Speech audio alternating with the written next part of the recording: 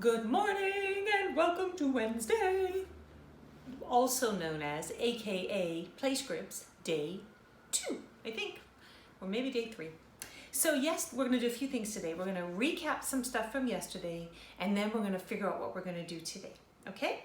So yesterday I had asked you to look at that narrative, which is a story, and the play called I Spy, and you had to do a little comparing, remember that? And you had to decide what was left out, and you did a great job of figuring it out. It was really easy to do, wasn't it?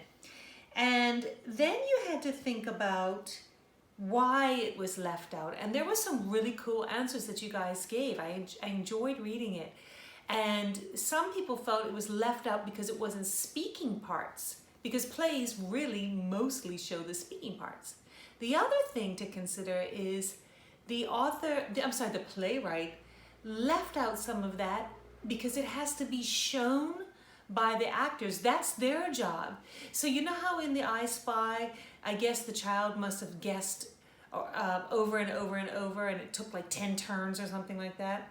Well, they didn't put any of that in the play, but it would be up to the actors to show like they were sick and bored of this. They would have to show by their faces like, not again.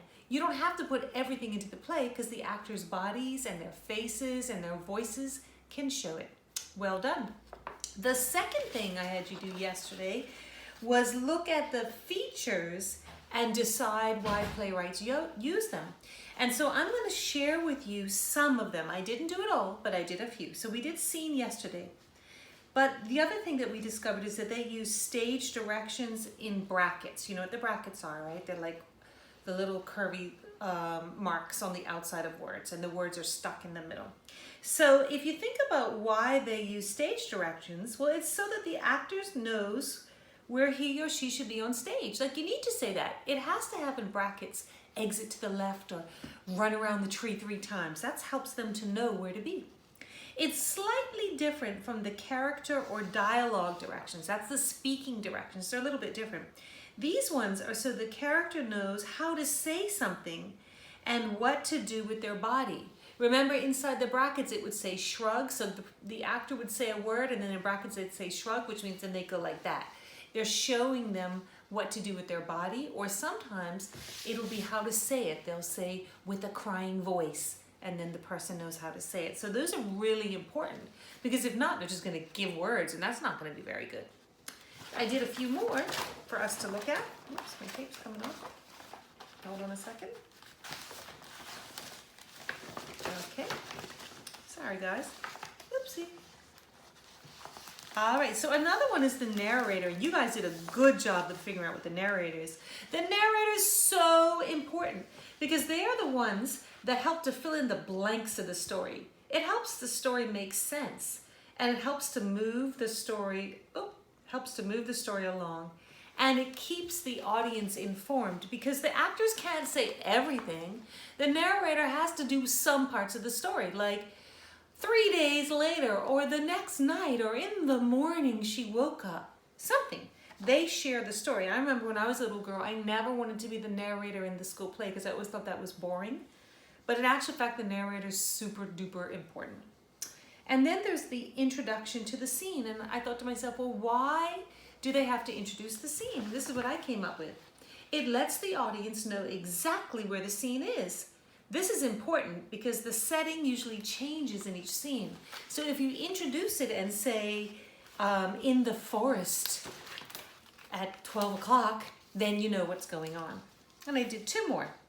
The character list. This is really important one. This one is not for the audience, though. This one is for the director because it lets the director of the play know who they need to cast in the play. So if I'm in charge of a play, I need to look at that character list and say, oh my gosh, I need you to go get a princess, and a dragon. I better go get that. And the capitals, the bold, and the italics. Oh, Kaori did an amazing job of answering that one. And the idea is that so the actors know how to say a word and which words to emphasize. So these were some of them. I did not do them all. So you can actually look at the list, and there's about 6 or 7 still on there. If you didn't have a chance to do this assignment, you can go ahead and do it today. Put the feature on one side, and then think about why that's even in a play. Okay? So that's our recapper. Now we're moving on to today. You've got a couple things to do today. One is this. Everybody notice that there's dialogue in plays. There has to be, because all dialogue means is talking, and plays are a lot of talking. They're mostly talking. So today I want you to think about this. What do you notice about how it is written? Write a little paragraph, stick it on Dojo about what you're noticing about how the dialogue is written. How it's written, okay? That's your first thing. And now here's your second thing. You've already done some of this in P5. It's all about summarizing. So readers summarize a play or a story. In this case, we're doing a play, so that they can tell the main points of the play. So we're going to talk about summarizing, okay? This is important to know though, guys, very important. Summarizing is not retelling. Retelling means that you tell everything that happened from the beginning to the end, and guess what? P1 kids do that. They'll tell you every last detail, but that's not summarizing. Don't tell every detail. You just want to sum up the main points, and it's short. When you get in P6 next year, you're going to have to do it with numbers. Like Ms. Sigdeo's going to say, summarize this paragraph in 22 words, and you're going to have to be able to count that out. So because you guys are still just a little bit longer in P5, we won't put numbers on it. But what you do need to do is figure out the main idea. Don't tell the whole story or the whole play. So you guys know the play Hey Diddle Diddle. You've read that, and so have I. I'm going to show you a bad summarization. The cow asked the cat how he was doing, and the cat said he was working on his music, and then the cat and the cow fussed with each other because the cow was pretty rude, and there was a lot of showing off, and then the dog had a laughing fit. The dish showed up with the suitcases, and the dog questioned him, and the next thing you know, the dish and the spoon ran off somewhere, and the dog said the dishwasher would be mad. What is wrong with my summary? Oh, I think I heard you give the answer. It's too detailed. I told you every little nitty-gritty little tiny thing to do with that play. That's not a summary, guys. That's just retelling. And remember, that's what little children do really well. They'll tell you everything. I have way too much.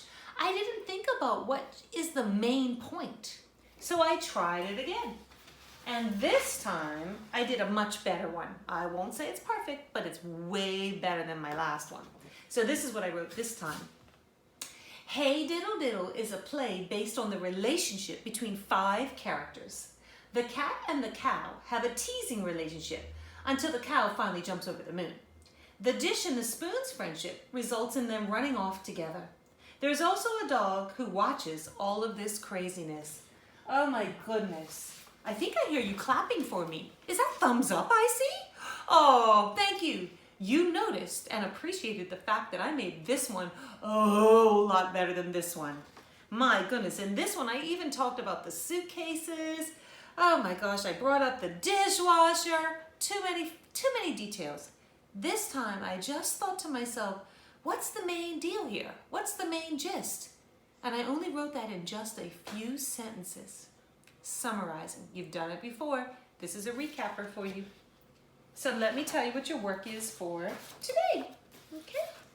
First of all, you're going to do what I asked you to do about dialogue, which means you're going to notice about how dialogue is written in plays. And then number 2, you're going to write a summary of the play I Spy. That's the one we were working on yesterday. Think about the main points. Do not retell the play. Oh, for heaven's sakes, whatever you do, don't do a bad summary. You want to live in the much better summary world, and you're going to do it on I Spy. So think to yourself, well, what is this story really about? Or I should say, what is this play really about? And for the eager beavers, which there are some of you that are amazing at getting a bazillion things done, if you want to do more, you can do a summary on another one of those plays in the Google Docs. This is your work for today.